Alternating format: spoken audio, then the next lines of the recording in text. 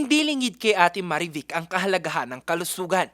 Kaya naman kung may pagkakataon, agad siyang nagpapasuri. Pero hindi tulad noon, hindi niya naiisipin ang gastusin sa pagpapakonsulta, maging gamot pang maintenance at bitamina. Lahat kasing ito inilatag na ng pamahalang panlalawigan ng Pangasinan sa tulong ng Gikonsulta Program. Katuwang nila rito ang PhilHealth.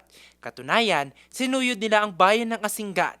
Dito, hindi bababa sa 1,000 mga residente mula sa 21 barangay ang nahatira ng iba't ibang serbisyo.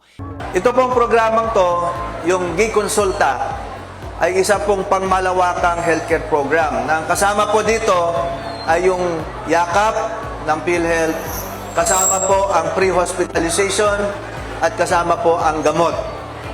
At kasama po ang iba pang mga serbisyo ng probinsya like agriculture, legal services, at saka po yung ating DA, yung Department of Agriculture sa ating probinsya, ang OPAG, na nagbibigay din po ng mga seedling. Nagpapasalamat po ka kay Gov. Gico na mayroon po ganitong proyekto niya. Ang galing-galing niya po. Sana magtuloy-tuloy pa po. Nagpapatuloy naman ang paglilibot ng pamahalang panlalawigan sa lahat ng mga bayan at lungsod sa Pangasinan upang maihatid ang dekalidad na serbisyo para sa lahat. Jose Robert Inventor, RNG News.